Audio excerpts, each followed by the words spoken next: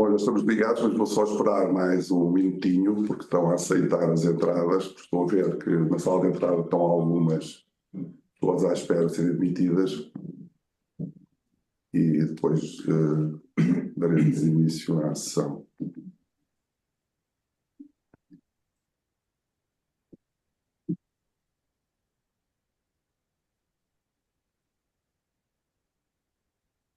Bom, vamos começar então com a apresentação do e-book relativo aos organismos de investimento coletivo. Connosco está a doutora Vanessa Simões, que foi presidente da CMC e nessa altura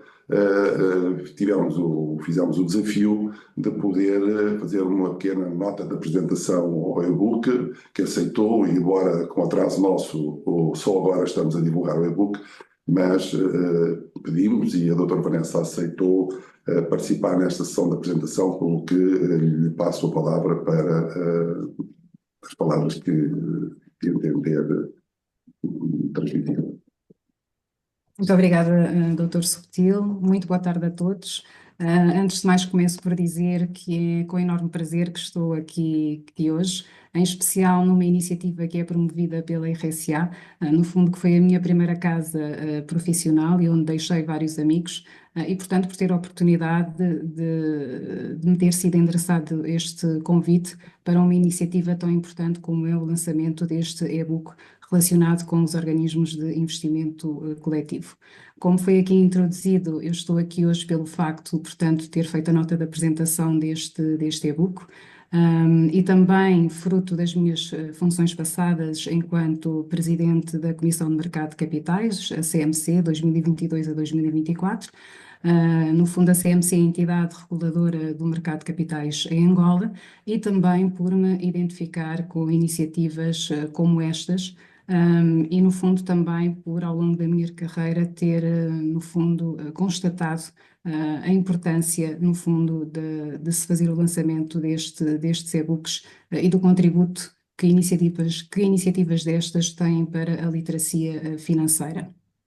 Eu vou começar, no fundo, por fazer aqui uma breve reflexão sobre alguns dos pontos que referi na minha nota de apresentação. Como sabemos, em Angola, este braço do setor financeiro, que é o mercado de capitais, ainda é relativamente jovem. Portanto, o mês de março passado, a Comissão de Mercado de Capitais celebrou os seus 20 anos de existência, e a própria Bolsa de Valores, em junho do ano passado, celebrou os seus 10 anos. E, portanto, no contexto do mercado de capitais em Angola, ainda estamos num processo de consolidação do mercado de capitais. E os organismos de investimento coletivo são, de facto, instrumentos fundamentais na medida em que eles permitem que o dinheiro que é poupado por pessoas e por empresas seja aplicado tanto nos mercados financeiros como diretamente em negócios ou em projetos com potencial, apoiando desta forma a criação do emprego, a inovação e o próprio crescimento económico. Naturalmente que para que tudo isto aconteça e para que aconteça com segurança e com transparência, é essencial nós termos um quadro legal que seja, portanto, claro, que seja estruturado, que seja acessível, e sem dúvida que este e-book, que é elaborado pela RSA e pela AVIA, a Sociedade de Advogados, ao compilar e ao sistematizar aqueles que são os principais diplomas legais e regulamentos que moldam o regime dos organismos de investimento coletivo em Angola, facilita desde logo o acesso à informação e também a leitura por qualquer interessado, sejam profissionais do setor, investidores, reguladores, público em geral, assim como promove também maior segurança jurídica e maior previsibilidade por parte de investidores, quer nacionais, quer internacionais. Portanto, na minha nota de apresentação, eu faço referência que esta obra vai, de facto, para além de uma mera compilação normativa, na medida em que ele também nos convida e depois este pode ser um ponto até de debate mais profundo num outro fórum, para uma reflexão sobre qual é de facto o papel que os organismos de investimento coletivo podem desempenhar no futuro do sistema financeiro. E aqui, de facto, estamos a falar de pontos como o potencial que eles podem ter para diversificar a economia, para financiar infraestruturas, para apoiar as pequenas e médias empresas e também para fomentar a poupança no longo prazo. E, portanto, vemos como este e-book é um contributo importante não só para a literacia financeira, mas também para o próprio desenvolvimento do mercado de capitais e para a consolidação de um sistema financeiro mais coeso. E, portanto, eu espero que a RSA e que a AVIA nos continuem a brindar com este tipo de iniciativas, que são sempre bastante necessárias, e também aproveitando aqui a oportunidade, vou apelar a uma maior dedicação e atenção por parte dos escritórios de advogados, ao nível daquilo que é a sua participação nas consultas públicas que são lançadas pelas entidades reguladoras, que de facto este foi outro ponto que senti falta ao longo das funções que exerci, que é dos reguladores poderem contar com a experiência e com o know-how que os escritórios de advogados têm em matérias ligadas ao sistema financeiro e, em particular, ao mercado de capitais. Portanto, estas são as considerações que eu queria fazer. Agradecer a atenção de todos, mas antes de terminar, gostaria de deixar um convite, que é de continuarmos todos a investir no conhecimento, na capacitação, para que Angola tenha um setor financeiro mais robusto, mais inclusivo e, acima de tudo, mais preparado para os desafios do futuro. Muito obrigada. Muito obrigado, eu, Vanessa Simões, e o último desafio será, com certeza, enfim, aceito por nós. Tinha aqui, não ia fazer a menção, mas agora aproveito, o primeiro livro que nós temos sobre os organismos de investimento coletivo tem um prefácio, na altura do presidente, do Dr. Archer Mangueira, que era o presidente da Comissão de Mercado de Capitais. Fizemos este primeiro livro, depois fizemos também um livro editado em papel com toda a legislação do sistema financeiro, onde incluímos o regime jurídico dos organismos de investimento coletivo, e por isso estamos em curso agora com este e-book para continuar a cumprir aquilo que é um elemento ADN da RSA e também da APA, das sociedades que nos países de língua portuguesa estão connosco ligados, para fazer face a essa ajuda na literacia, neste caso financeira, e sobretudo na grande vantagem que é utilizar estes veículos regulados para o desenvolvimento económico e para o investimento estrangeiro. Tinha aqui uma notícia em que o Dr. José de Lima Massano, o Ministro de Estado para a Coordenação Económica, dá nota de que a utilização dos fundos de capital de risco, por exemplo, o desenvolvimento turístico, naquilo que é o suporte às infraestruturas turísticas, são infraestruturas que precisam de um prazo longo para se desenvolverem, é fundamental, e isso nós temos que realmente atender a esses também desafios. Hoje, para além da apresentação de uma certa publicitização daquilo que são as nossas iniciativas e para que este e-book tenha uma utilidade, eu pretendia também dar aqui uma pequena nota, antes de passar a palavra ao meu colega, que é o responsável deste departamento, Manuel Camarado Campos, as vantagens de nós termos veículos regulados e, para além da segurança jurídica, podermos utilizá-los, podermos ter no investimento esse suporte. Desde logo a liberdade de acesso a investidores de diferentes perfis. O investimento estrangeiro pode beneficiar imenso do acesso a estes organismos de investimento coletivo. Os investidores qualificados têm aqui, digamos, uma base para as suas aplicações de capital muito, muito relevante, para além, naturalmente, do princípio geral da captação de poupança e da colocação nestes mesmos veículos. A diversidade de veículos disponíveis é hoje muito significativa, quer nos OICs imobiliários, capital de risco, titularização de ativos, e por isso não nos podemos queixar em Angola de não ter uma ferramenta, de não ter um normativo capaz de satisfazer essas necessidades. A gestão profissional qualificada e estruturação a diversos níveis, que está estabelecida por lei, não só permite um nível de responsabilidade muito intenso por parte de todos os operadores, como também uma avaliação da capacidade e da idoneidade de quem é titular de órgãos de gestão, quer nas entidades depositárias, quer na entidade de gestão. Importante também a economia de escala. Quando se faz um investimento de grande peso, a capacidade de negociar crédito, a capacidade de negociar tipo de desenvolvimento ou de promoção imobiliária ou mesmo de gestão de ativos é muito maior quando estão concentrados esses ativos em OICs do que, às vezes, dispersos em várias sociedades comerciais. A acessibilidade e a flexibilidade na identificação e aplicação de recursos, dado que existem regras na comercialização, na transparência da comercialização, na profissionalização da comercialização, também são muito importantes, para além de as unidades de participação poderem servir de contra-garantia a operações de crédito, que também deixa aqui antever um potencial enorme em Angola para o desenvolvimento deste tipo de atividades. A transparência e supervisão na organização interna e comunicação externa é também uma base, um pilar essencial naquilo que é a regulamentação dos veículos regulados.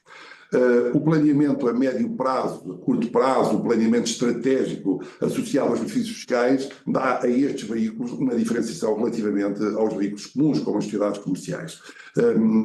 Diga-se que os benefícios fiscais em Angola, para este tipo de veículos, são muito relevantes. Estão a par da legislação de outros países, não só em Portugal, como em Cabo Verde. Vários países ditos da área lusófona têm benefícios que não são superiores para este tipo de utilização destes veículos, são superiores àqueles que ocorrem em Angola. Por fim, queria dar aqui umas pequenas notas quanto aos princípios fundamentais da regulamentação dos organismos de instrumento coletivo. Estes princípios acabam por ter importantes porque se nós, advogados, nós, consultores, nós, operadores, aqueles que estão, digamos assim, entre quem quer fazer um investimento e quem tem condições para estruturar o veículo para esse investimento, é importante que se conheça qual é a base do veículo. Eu costumo dar como exemplo, se nós estamos a falar de um veículo, um OIC pode ser considerado um veículo de investimento, a primeira coisa que temos de saber é se o queremos conduzir, se queremos que alguém profissional o conduza, qual é a carga que queremos colocar, qual é o consumo que queremos admitir, qual é a segurança no transporte dessa mercadoria, que no fundo são poupanças, é investimento, tudo isso. É por isso que eu uso muito o termo veículo, e muitas vezes nós, ou não conhecemos os veículos, ou temos receio dos veículos, não os utilizamos. Acontece isso com os veículos elétricos, algumas partes que nós hoje temos do mundo, quando conhecemos e quando temos segurança, já não temos problema em entrar num veículo elétrico, no caso de um veículo automóvel, ou num veículo automático, ou num veículo a combustão, ou noutra coisa, num híbrido, o que seja. Também é preciso atender a que estes veículos têm uma base comum e por isso eu chamaria princípios fundamentais. Os princípios fundamentais são a proteção do investidor e a igualdade dos participantes, dado que eles têm uma tutela que é a sociedade gestora relativamente àquilo que é o plano do investimento e o controle do investimento e a avaliação do investimento. Acho que isso é um dado importante. Isso não acontece em sociedades comerciais, onde os sócios se zangam e podem ficar descomandados, ou a maioria é quem prevalece, mas às vezes a maioria não é o suficiente para estabilizar o desenvolvimento desse investimento. A diversidade do risco e a prudência na gestão. Quando nós temos fundos que têm vários ativos de diferente natureza, esse mix também acaba por compensar. Mas também pode haver um único ativo e esse ativo ser como finalidade ou ter como fim o rendimento, não é por isso que não deixa de haver diversidade na medida em que esse OIC pode estar em conjunto com os OICs geridos por uma sociedade gestora e essa gestão tem uma prudência, tem uma capacidade de avaliar o mercado muito diferente de uma pessoa individual, um gestor individual ter a sua sociedade e colocar os olhos no investimento, a visão do mercado às vezes não é assim tão ampla. E mais importante do que os dois princípios que antes falei, é a questão da segregação de funções na gestão, no controle, entidades gestoras e entidades depositárias, os avaliadores e a autonomia patrimonial e a responsabilidade por dívidas dos OICs. Isso é extraordinário porque é muito diferente aquilo que se passa no OIC do que se passa numa sociedade. Não vou aqui adiantar, era também para um outro fórum tratar este assunto, mas é muito diferente. Quer dizer, o não haver comunhão de dívidas dos participantes relativamente ao veículo, o veículo não poder, digamos assim, ficar desblindado e com isto arrastado por uma perturbação do grupo económico, quando ele se insere, neste caso insere-se por via do participante, isto é, esta autonomia patrimonial é uma realidade que não pode, no plano jurídico, um advogado não pode deixar de conhecer para poder informar o cliente quando ele faz a opção pelo veículo que entende. A avaliação dos ativos subjacentes e a tendencial liquidez das participações também é relevante. É evidente que é preciso um mercado maduro, é evidente que é preciso utilizar estes veículos, é preciso que exista densidade nestes veículos para que tal aconteça, mas apesar de tudo é uma liquidez maior do que aquela que ocorre a ações das sociedades comerciais, indiscutivelmente. E depois, no final, a supervisão, a regulação da CMC, que tem uma verificação do mercado e que vai acudindo.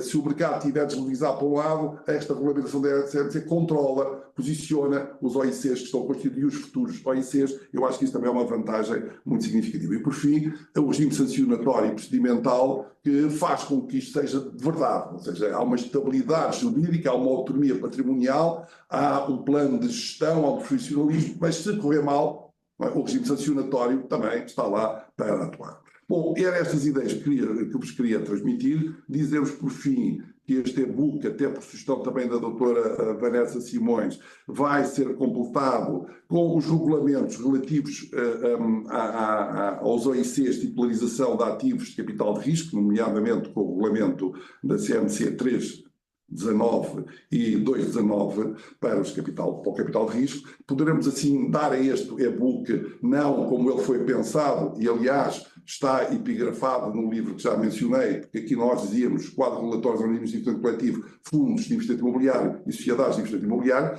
Aqui este e-book começou por ser assim, depois colocámos alguma legislação complementar, mas vamos dar-lhe uma dimensão que permita integrar todos os diplomas que regulam em Angola, que estabelecem em Angola o quadro normativo dos organismos de investimento coletivo. Com isto, terminaria a minha apresentação, dando nota que iremos brevemente anunciar um webinar, uma antena aberta RSA, como nós designamos, para debater com as entidades do mercado, entidades gestoras, CMC, para debater toda esta problemática. Tivemos aqui um problema, não sei. Aqui é um problema, não é? Tá? Está a ouvir? Esse foi ali aquele toque de câmara, não é? Bom. Não consigo ouvir. Tá? Não consigo ouvir-vos. Sim, sim, está tudo correto. Estamos a ouvir-vos corretamente e a ver-vos corretamente. Então peço desculpa que temos aqui um sinal aqui no nosso ecrã. Foi ali um toque qualquer. Foi ok. Mas assim. Mas no ok? Não, ok, não.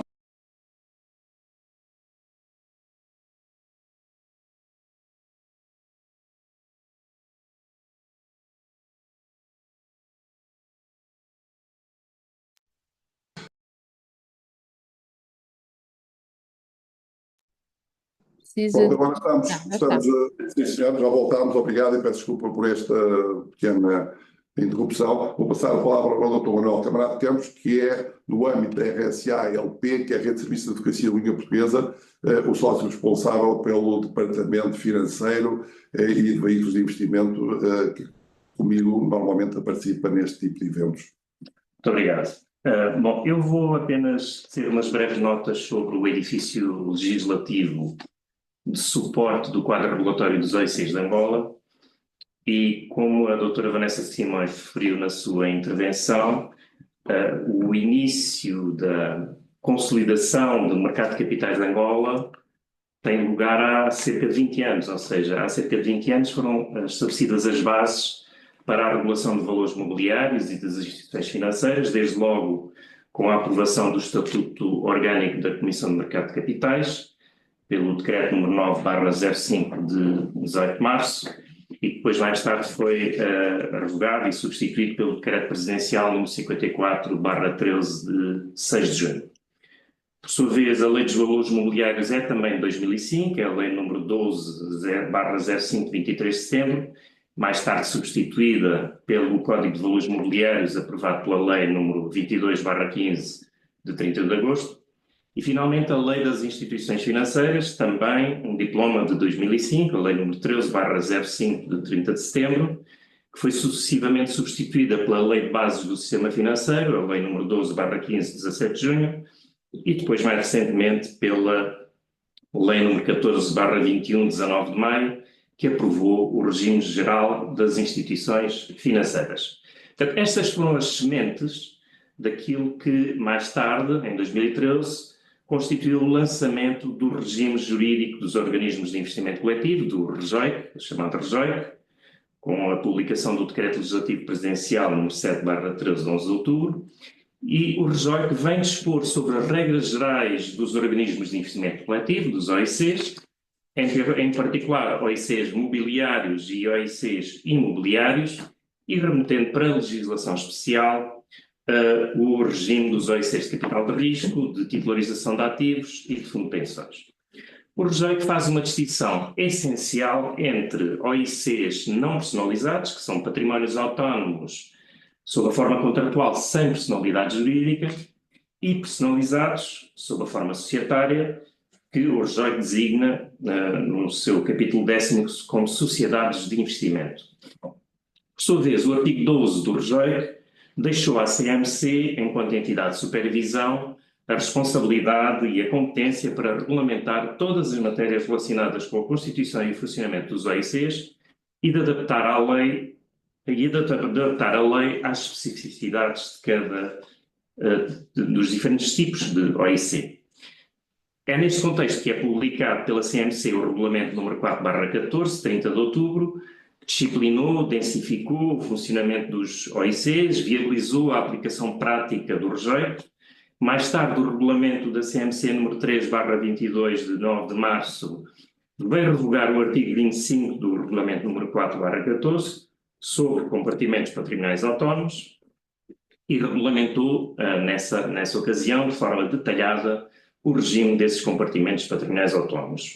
A este propósito, cumpre notar que o REGOIC apenas prevê a possibilidade de existirem compartimentos patrimoniais autónomos em sociedades de investimento, nos termos do artigo 162 desse REGOIC, enquanto, por exemplo, na lei portuguesa, atualmente é o RGA, Regime de Gestão de Ativos, tanto podem ter esses compartimentos os OICs sob forma societária como os OICs sob forma contratual. Dito isto, admitimos que esta situação se venha a alterar, caso vá por diante o anteprojeto de revisão do REGOIC, que foi aprovado pelo referido Decreto Legislativo Presidencial número 7/13, por força do recentemente divulgado relatório, que também já foi referido, do processo de consulta pública número 1/2023 da CMC.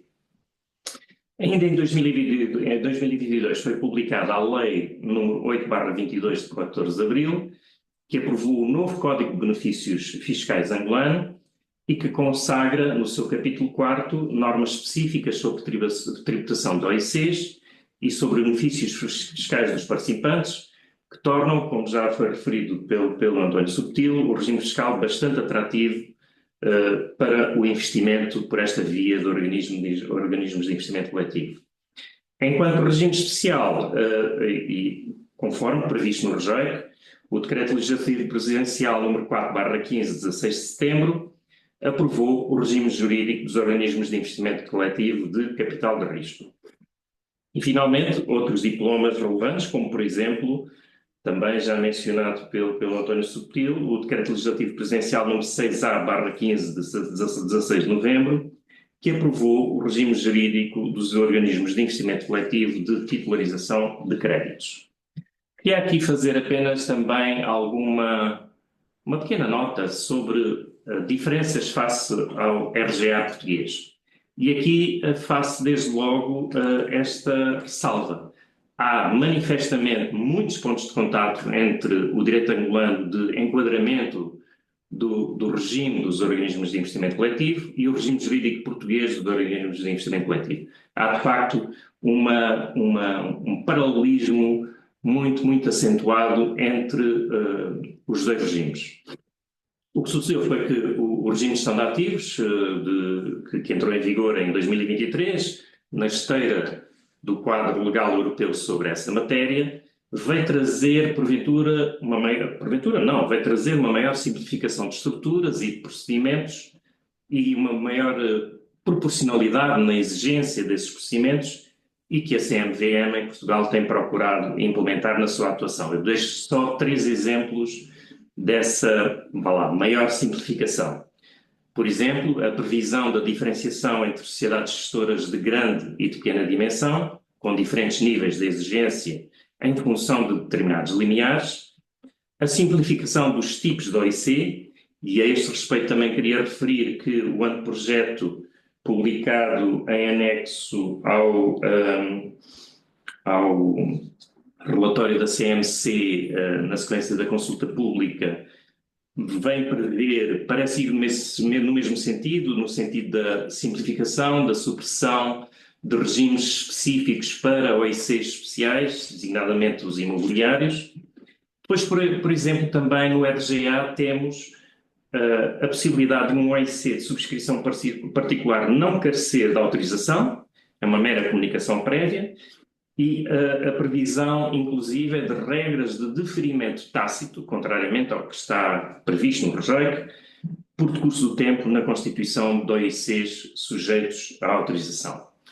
O e-book que hoje lançamos, do quadro regulatório dos OICs de Angola, no fundo procura recolher os diplomas fundamentais que eu acima referi sobre os OICs, designadamente o REGOI, os regulamentos da CMC número 4/14 e número 3/22, o capítulo do Código dos Benefícios Fiscais sobre os OICs e o regime jurídico dos OICs de capital de risco, para além de alguns diplomas complementares, que depois iremos adicionar, então, os regulamentos, quer relativos ao regime dos OICs de capital de risco, quer relativamente ao regime dos organismos de titularização de ativos. E era isto que eu tinha para transmitir. No fundo, uma breve síntese do regime jurídico. Muito bem. Para finalizar, dar nota que vamos colocar disponível, para além de enviarmos para quem, enfim, se inscreveu, o e-book, colocar disponível o e-book no nosso site, para além da divulgação das redes sociais que vai ter lugar. Se alguém precisar da legislação complementar que foi mencionada, que não está integrada, é uma questão de pedirem e nós enviaremos, porque nem sempre é fácil ter acesso a alguma legislação, sobretudo com índices temáticos. E, por último, diremos que eu estava aqui a ver as nossas produções e já me tinha esquecido de comentar que nós fizemos também em 2011 um livro sobre fundos de investimento imobiliário comparados Angola e Portugal, onde ainda não havia sequer o diploma, e nessa altura estávamos ainda na fase do projeto e fizemos aqui algum tratamento estatístico daquilo que era a importância para a economia de ter estes veículos. O tempo passa, mas é agora o momento, realmente concordo, doutora Vanessa Simões, é agora o momento dos advogados cumprirem com a sua participação, até uma participação interessada, porque isto são veículos que eles podem, enfim, junto dos clientes, promover e ter interesse naturalmente na sua estruturação, mas também uma participação desinteressada, coletiva, porque a economia também merece e Angola tem vitalidade hoje para poder funcionar a este nível, como já tem demonstrado, já exemplos muito significativos de participações em sociedades de investimento imobiliário e também em OCs não personalizados para investimento. Penso que nós temos aqui algum no chat, não sei se há aqui alguma pergunta, eu não quero desligar isto, embora não esteja prevista a questão das perguntas.